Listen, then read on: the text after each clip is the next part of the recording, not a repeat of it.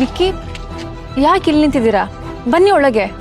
ನನಗೆ ನಿಮ್ಮ ಹತ್ರ ಮಾತಾಡಬೇಕಾಗಿತ್ತು, ಅದಕ್ಕೆ ಬಂದೆ. ಆರಾಮಾಗಿದ್ದೀರಾ ತಾನೆ? ಏನಾದರೂ ಸಮಸ್ಯೆನಾ? ಇಲ್ಲ, ನನಗೇನು ಸಮಸ್ಯೆ ಇಲ್ಲ.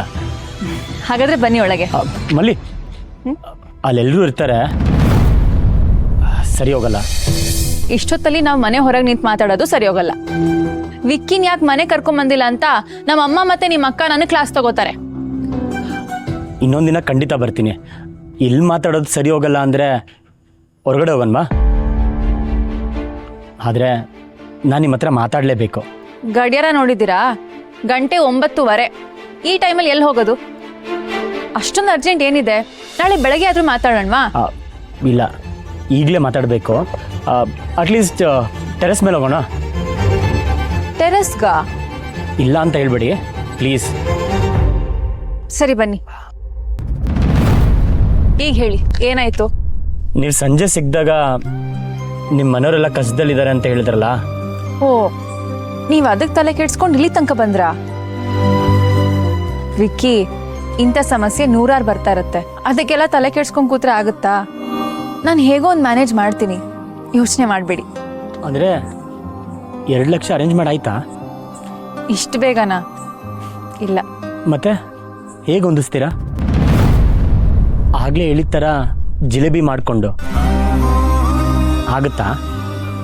ಆಗದೆ ಇದ್ರು ಆ ದಾರಿ ಬಿಟ್ಟು ಬೇರೆ ಏನಿದೆ? ಆಗೋವರೆಗೂ ಪ್ರಯತ್ನ ಪಡಲೇಬೇಕು. ಆಗಲ್ಲ ಅಂತ ಸುಮ್ಮನೆ ಕೂತ್ರೆ ಆಗುತ್ತಾ? ನಿಮ್ಮ ಅದಕ್ಕೆ ನನಗೆ ಅಕ್ಕ ಇದ್ದಂಗೆ. ಆ ಸಲ್ಗೆಲಿ ನಾನೊಂದು ದಾರಿ ತೋರಿಸ್ತೀನಿ ಅಂದರೆ ಒಪ್ಕೋತೀರಾ? ಏನು ದಾರಿ?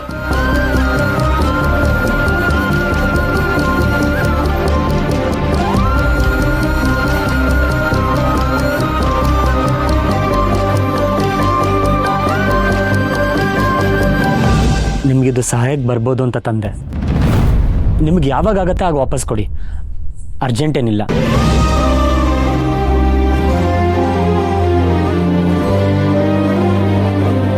ಇದರಲ್ಲಿ 2 ಲಕ್ಷ ಇದೆ.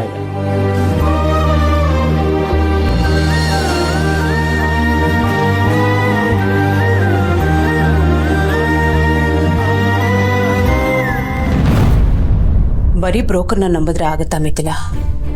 ವಿರಾಜ್ಗೆ ಹುಡುಗಿ ಹುಡ್ಕೋದು ಅಷ್ಟು ಸುಲಭ ಅಲ್ಲ. ಈ ಮನೆಗೆ ಹೊಂದೋದು ಅಷ್ಟೇ ಅಲ್ಲ, ಆ ಜಾತಕಕ್ಕೆ ಹೊಂದೋ ಥರನೂ ಹುಡುಗಿ ಆಗಬೇಕು. ಆ ಬ್ರೋಕರ್ ಮೇಲೆ ನನಗೆ ಸಂಪೂರ್ಣ ನಂಬಿಕೆ ಇದೆ. 10 ಕಡೆ ವಿಚಾರಿಸಿನೇ ನಾನು ನಿಮ್ಮನ್ನು ಅವ್ರ ಹತ್ರ ಕರ್ಕೊಂಡು ಹೋಗಿದ್ದು. ನೀವೇನು ಯೋಚನೆ ಮಾಡಬೇಡಿ.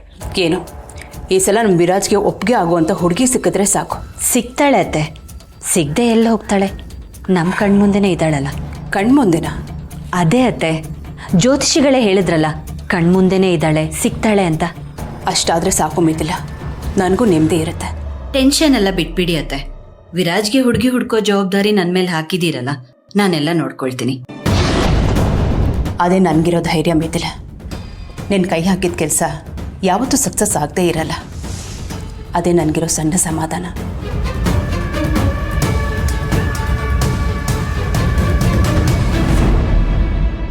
ನೀವೆಲ್ಲ ಸಮಾಧಾನವಾಗಿರಿ ಅತ್ತೆ. ಮುಂದೆ ಬಿರುಗಾಳಿ ಬೀಸೋದು ಇದ್ದಿದೆ. ನಿಮ್ಮ ನೆಮ್ಮದಿನ ಹಾಳು ಮಾಡೋಕ್ಕೆ ರಮ್ಯನೇ ಈ ಮನೆ ಸೊಸೆ ಆಗ್ತಿದ್ದಾಳೆ. ಆಗೋ ಹಾಗೆ ನಾನು ಮಾಡ್ತೀನಿ.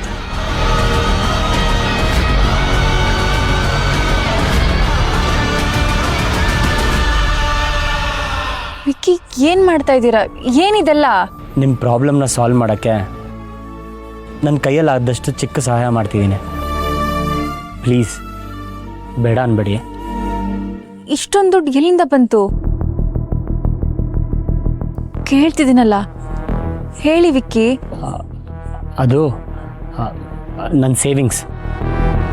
ಇಷ್ಟು ವರ್ಷ ದುಡ್ದಿದ್ದ ದುಡ್ಡಲ್ಲಿ ಉಳಿಸಿರೋ ದುಡ್ಡು. ಇದನ್ನು ನನಗೆ ಕೊಟ್ಟು ನೀವೇನು ಮಾಡ್ಬೇಕು ಅಂದ್ಕೊಂಡಿದ್ದೀರಾ? ಕಷ್ಟ ಕಾಲಕ್ಕೆ ಅಂತ ಅಲ್ವಾ ದುಡ್ಡನ್ನ ಸೇವ್ ಮಾಡೋದು. ಈಗ ಕಷ್ಟ ಬಂದಿದೆ.